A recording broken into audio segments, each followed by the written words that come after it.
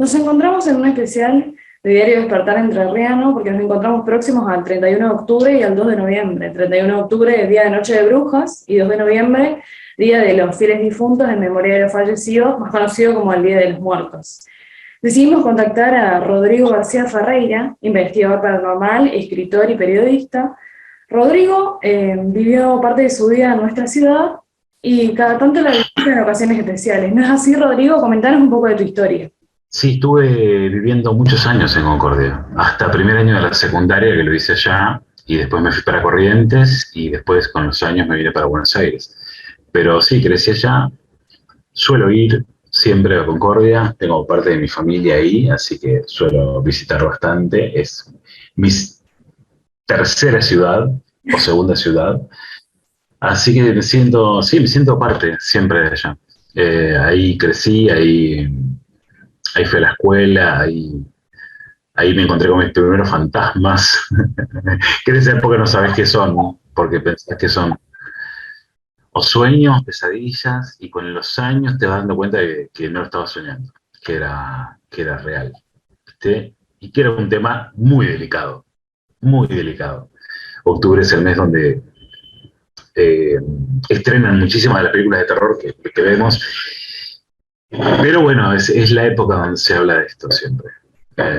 Uno investiga estas cosas primero para tratar de comprenderlas,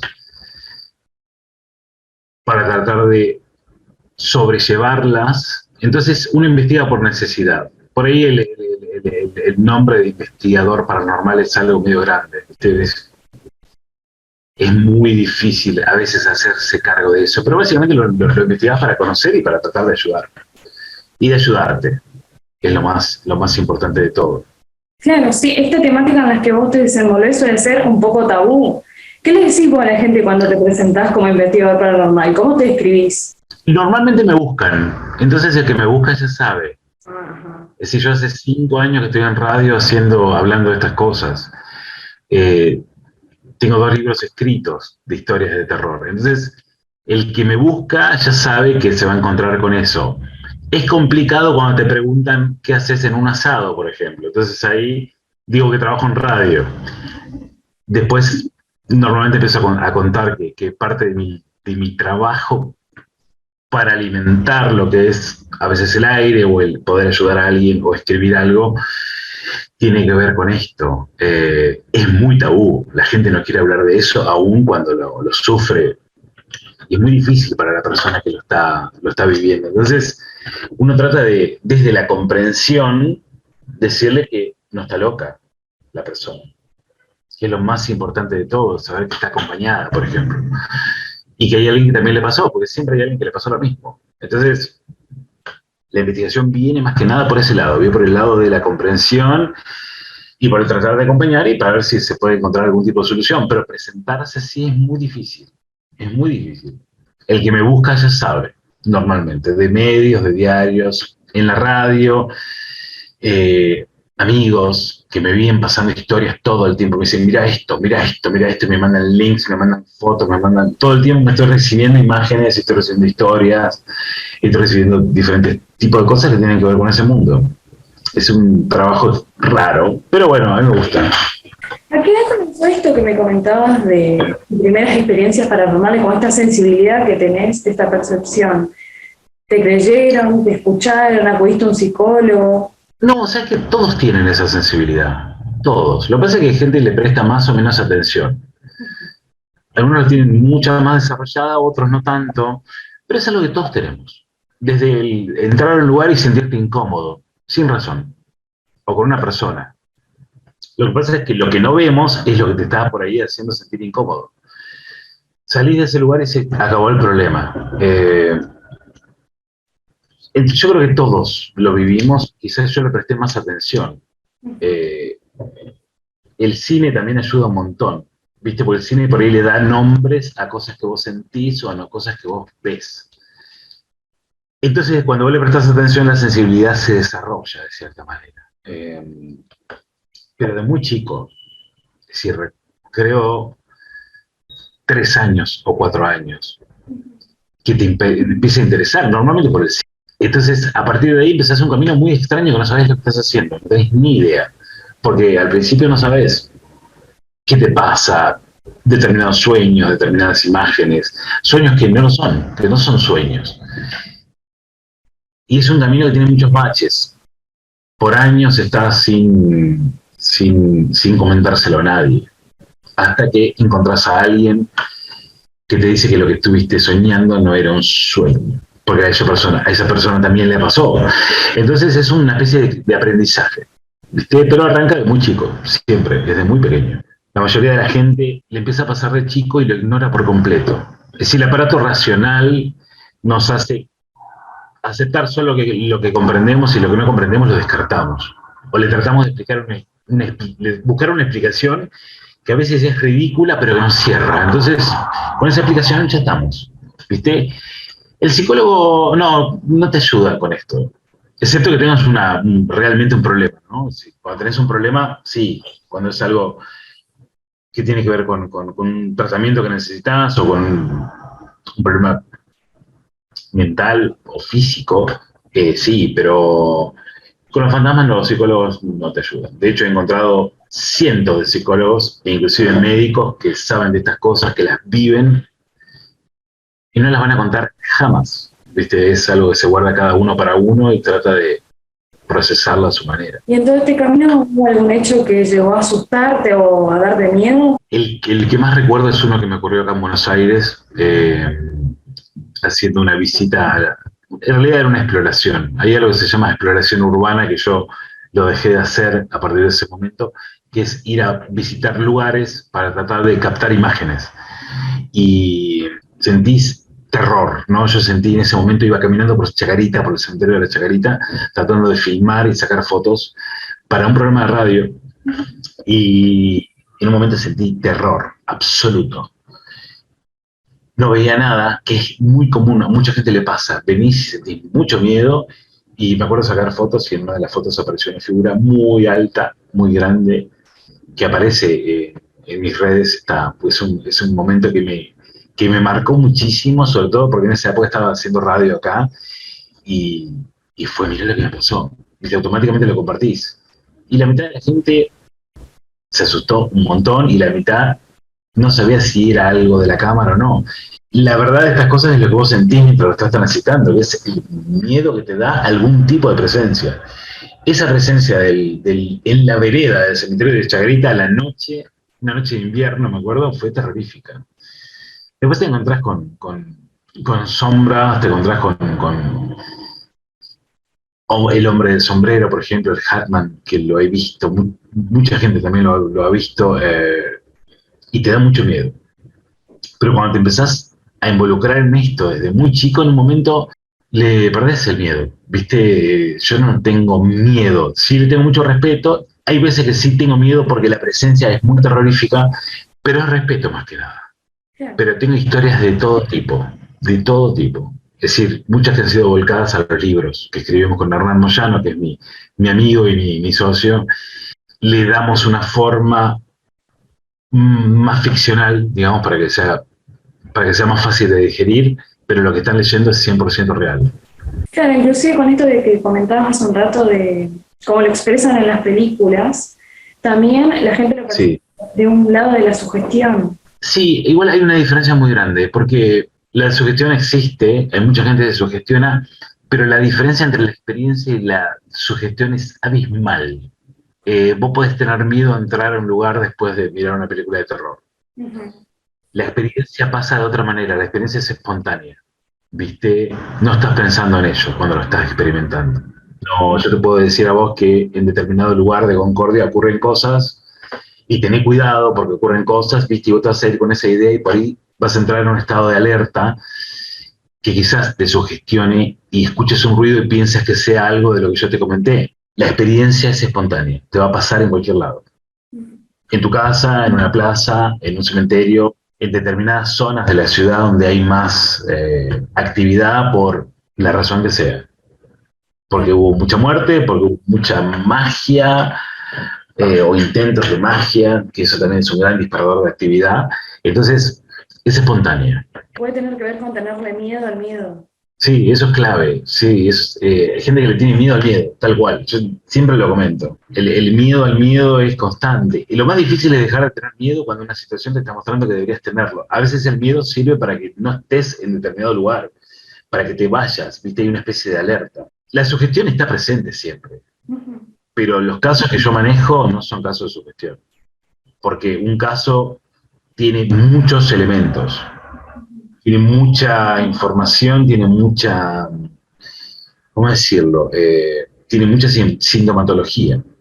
Es decir, no es que pasa algo aislado. Vos con algo aislado no haces nada. Algo aislado es simplemente un evento aislado. Viste una sombra pasar por tu casa. Puede pasar. Te pasa casi siempre y nadie le da pelota. El tema es cuando a eso se le suman más cosas. A la sombra se le suma un ruido, al ruido se le suman objetos que se mueven, entonces de repente tenés un poltergeist en tu casa,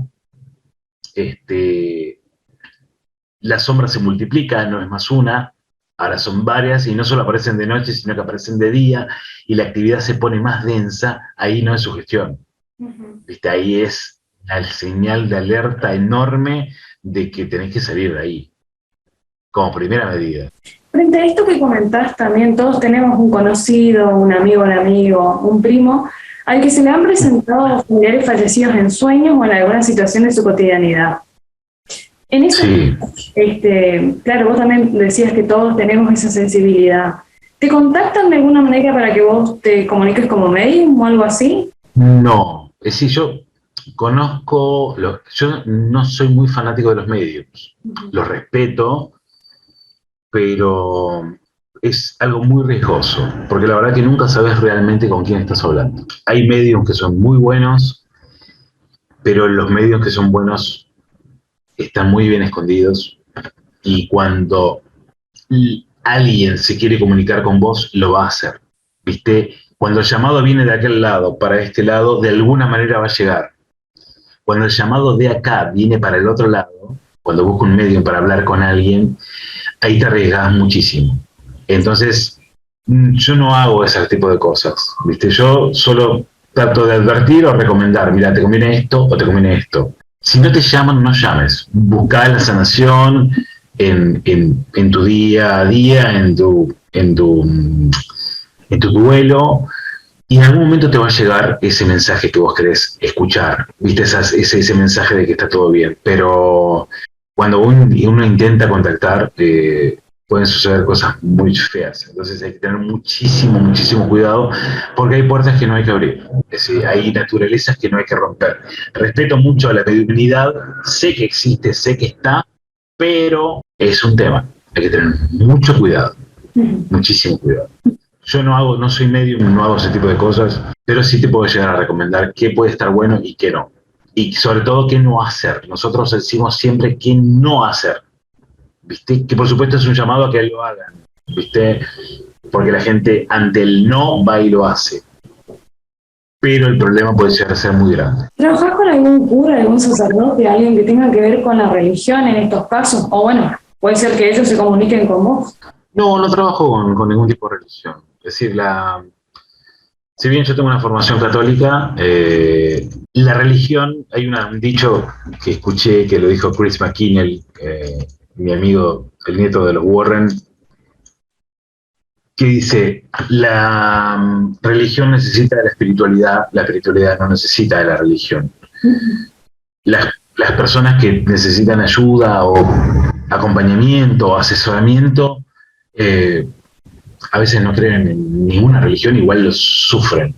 Entonces me mantengo medio alejado. Sí, cuando veo algo que necesita a un hombre de fe o a un hombre religioso, más que nada por el impacto el impacto que recibe la persona que va a buscar esa ayuda. Es decir, un católico va a ir a buscar un cura. No, alguien de la religión judía va a buscar un rabino puntualmente, porque se trata de fe y de impacto y de creencias. Ahí los mando directamente, anda a ver un cura, anda a ver a algunos curas que son más famosos que otros, que son por ahí exorcistas, ¿viste? No necesariamente es porque necesitas un exorcismo, sino por ahí necesitas a alguien que te alinee un poco, o una buena bruja, que es muy difícil de encontrar, pero no trabajo no me muevo dentro de religiones, ¿viste? Prefiero no hacerlo, más allá de que tenga una formación religiosa, más que nada por respeto de la persona que viene a pedirte ayuda.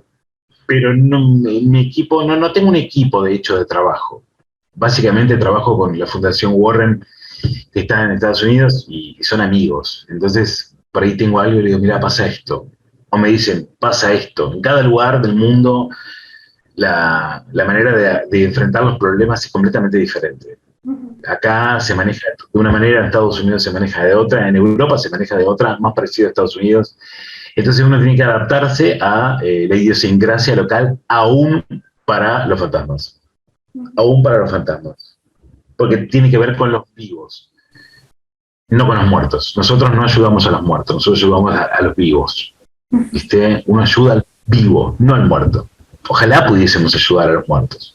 Hay gente que lo hace, pero no es mi caso. Son muy pocos los que lo hacen y muy pocos los que hacen las cosas bien. Quien más publicidad tiene y más ruido hace, menos hace. El más silencioso es el que más ayuda. Esa siempre es una vara a tener en cuenta. No es absoluta, pero normalmente pasa algo de eso.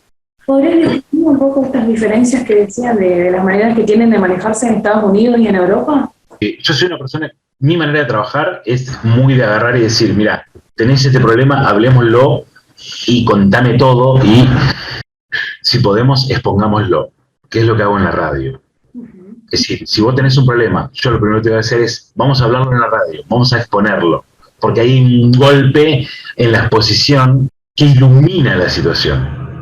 Depende del problema, ¿no? Claro, ellos son muy crípticos, ¿viste? Cuando tienen un problema es, no digas nada.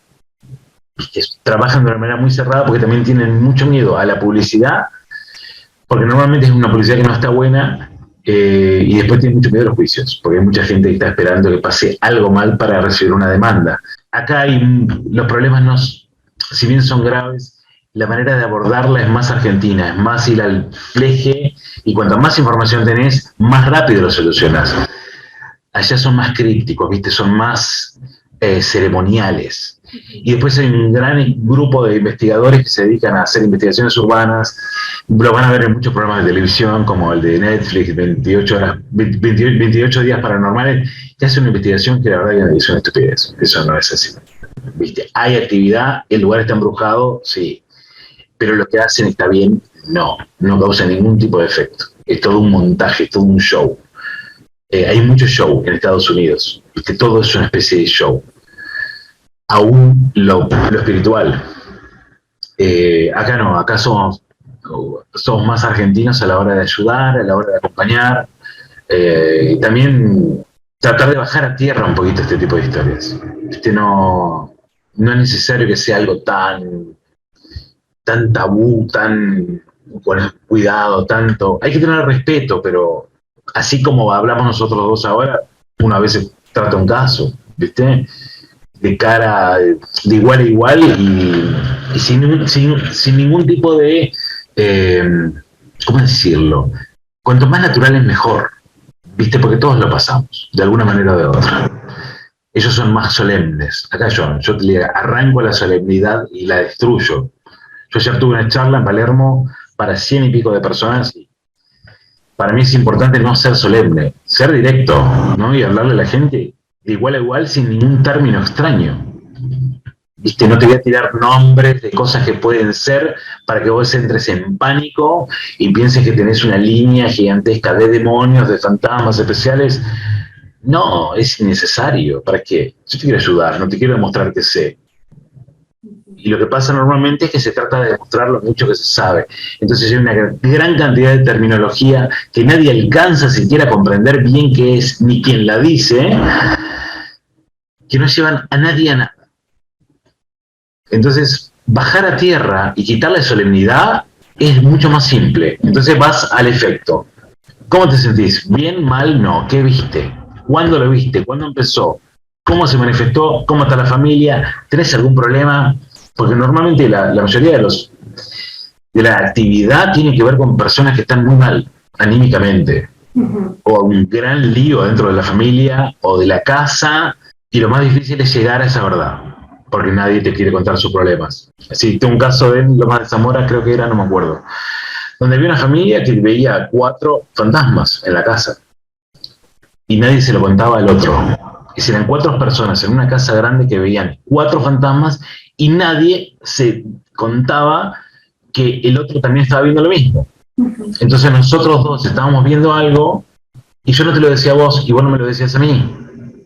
Entonces yo estaba con temor y no me querías poner y vos también estabas con temor y no me lo querías decir. Y en una familia, y un día uno lo dijo y todo el mundo empezó a contar y todos estaban viviendo lo mismo. Eso es muy común, ¿viste? Romper el tabú, porque la verdad que a todo el mundo le pasa. Todos tenemos una historia de fantasma para contar. Todos. Y si no te pasó, tarde o temprano te va a pasar. Eso te lo puedo asegurar. ¿Y esto será que tiene que ver con esto que me decías de que el guión de las películas de terror se arma, no es tan así la actividad paranormal como muestran en las películas? A veces sí, a veces no. A veces se muestra menos de lo que sucedió. Por ejemplo, en el caso del Conjuro, el Conjuro 1, lo que te muestran es es inferior a lo que realmente pasó. Lo que pasó fue mucho más grave, ¿no?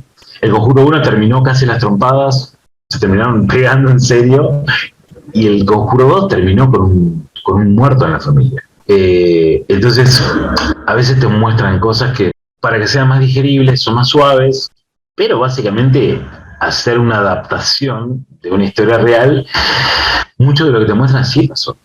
Caso Sexto Sentido, por ejemplo, y es tal cual como lo muestran, es así.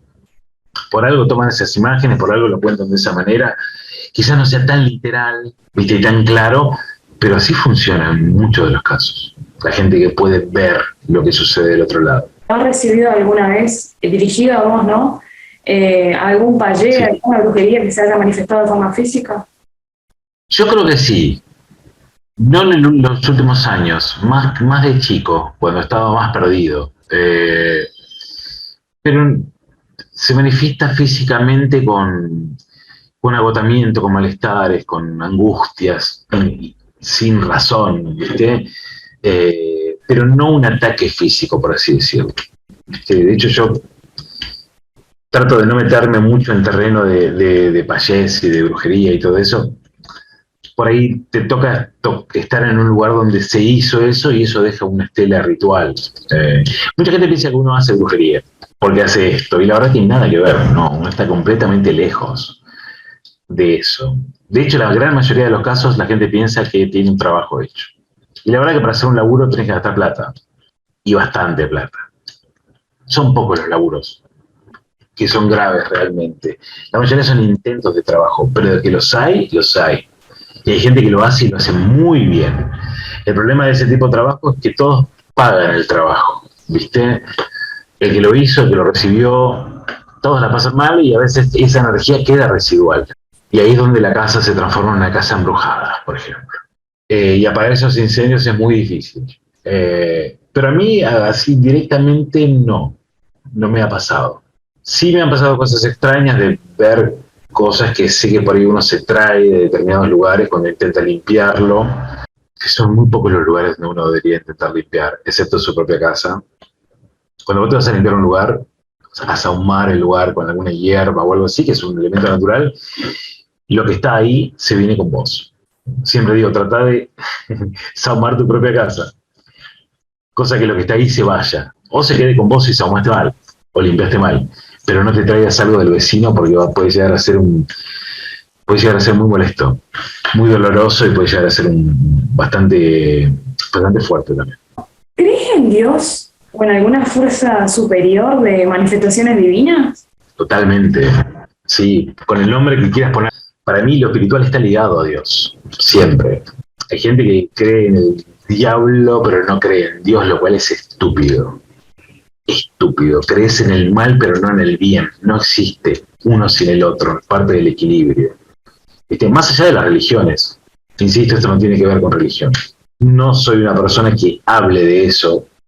¿Viste? Respeto el que no cree en eso, pero yo sí, yo creo en fuerzas, universo, Dios, Jehová, Alá, Odín o el que vos quieras. Si todo forma parte de lo mismo, de la misma fuerza, creadora, iluminadora, ¿viste? No es un señor de barba sentado en una nube, es algo que te rodea y te da paz. Ese es el objetivo. Y a veces te acompaña, pero te acompaña siempre, pero no tengo no creo en el Dios parcial. No creo en que Dios es exclusivamente de una religión o de otra, ¿viste? Bien, vamos llegando al final de este especial de 31 de octubre, Día de Brujas, y 2 de noviembre, Día de los Fieles Difuntos en memoria de los fallecidos, con Rodrigo, Sí. investigador paranormal. Respecto de estas fechas, ¿no? 31 de octubre y 2 de noviembre, ¿cuáles son tus sugerencias Sí. de que hace rituales como para probar una materia de congelar personas, cargar piedras, manifestar? Cargar piedra es una cosa, ¿viste? De hecho se carga cuarzos, por ejemplo, para tener cierto efecto en el ambiente. Congelar es otra cosa, ¿viste? Hacer rituales para lograr determinada cosa en esta época, yo te diría que no lo hagan ni en pedo. En esta época no se hacen rituales. El máximo ritual que puedes hacer es dejarle el lunes a la noche a tus ancestros algo para comer y prenderles una vela. Eso es todo. En esta época no se hacen rituales porque el ambiente está muy caldeado espiritualmente en esta época. Por eso Halloween es Halloween, el Día de los Muertos es el Día de los Muertos, no es porque sí. Hay algo que sucede, que arranca mucho tiempo antes, días antes y días después. No es una noche, un día, es una época. Hacer rituales de ese tipo es muy peligroso. Porque cuando vos pedís algo en un ritual, no es que hay una magia en vos que hace que las cosas sucedan, sino que hay alguien que intercede por vos para que eso suceda. Entonces, si yo en Halloween me pongo a hacer magia, que básicamente es eso, ¿a quién le estoy pidiendo? El favor. A alguien se le pide. Y esos favores siempre se cobran, tarde o temprano, ya sea con una puerta abierta. Entonces yo digo, no hagan rituales de ese tipo. Ya te digo, si quieren agarrar y rendirle el culto al recuerdo de los que no están más, maravilloso. Se hace desde el mismo Samhain, que es esta fiesta celta que da origen al Halloween. Pero fuera de eso, no. No, es una época. Sé que es cuando más se hace. Acá hay en Semana Santa, pero traten de no hacer eso. Y prender una vela sí a los fallecidos. Sí, eso es más común. Eso sí, hacerlo el lunes a la noche. ¿Viste? Y recordarlos de corazón. No prender a cualquiera, aprender a la gente que está que es cercana a vos. ¿Hay otras fechas donde haya, como en esta ocasión, energía desmedida en el aire? Semana Santa y Navidad. Y alguna fecha más que no la estoy teniendo presente ahora, pero Semana Santa es una fecha también donde hay mucho ritual. Viernes Santo sobre todo. Pero en general, sí son Semana Santa, Navidad y Halloween. Hay algunas fechas más del calendario celta, pero no son días complicados, excepto el Halloween, no es algo muy ritualista y no es algo muy presente acá. Pero Semana Santa es difícil, es muy difícil. Navidad me decías también, no tenía presente. Sí, Navidad, antes de Navidad. En realidad no es Navidad, no es el 24, sino que es el 23 y el 22. A esa época se hace mucho laburo también. Se hacen muchas cosas, no las hagan. Porque uno por ahí está en una situación complicada por accidente, ¿viste? Porque te tocó, pero cuando hacen rituales y suceden cosas y entran cosas y empieza a activarse algo en la casa, es por estupidez y es muy difícil deshacer la estupidez. Igual lo van a seguir haciendo, ¿viste? Porque la gente lo hace igual. Uno dice que no utilicen determinadas cosas como el juego de la copa y lo hacen igual. Entonces, llega un momento que vos decís, bueno, ya está, suelto. Uno cumple con decir, mira, no lo hagas. Mejor no está bueno. Para finalizar, me gustaría pedirte recomendaciones que tengas para hacer una limpieza energética a nivel personal y del hogar. Normalmente se quema, hay un elemento que funciona muchísimo, que es el romero. las hojitas de romero se queman, lavanda, ruda. La limpieza es muy personal. Ese tipo de cosas normalmente funcionan. Probar y después fijarte cómo se sienten. Cada uno tiene una receta y la receta buena es la receta que te funciona. No hay otra. Es decir, porque muchas veces se ajusta a la energía de cada persona. Yo uso romero, algunas otras cositas. Se usa siempre elementos naturales, recipientes de cerámica, madera, fósforos, por ejemplo. Pero siempre tiene que ser natural y tienes que estar muy concentrado en lo que estás haciendo. Con mucha confianza, sin dudas. Sin dudar, si querés rezar, rezar, pero siempre tiene que ser muy enfocado, ¿viste? Y probar varias veces, porque es como limpiar un piso que hace mucho no se limpia, tenés que fregar. Bueno, Rodrigo, gracias por tu buena onda por llegar hasta acá. Por favor, muchas gracias por la llamada y bueno, espero pronto andar por allá.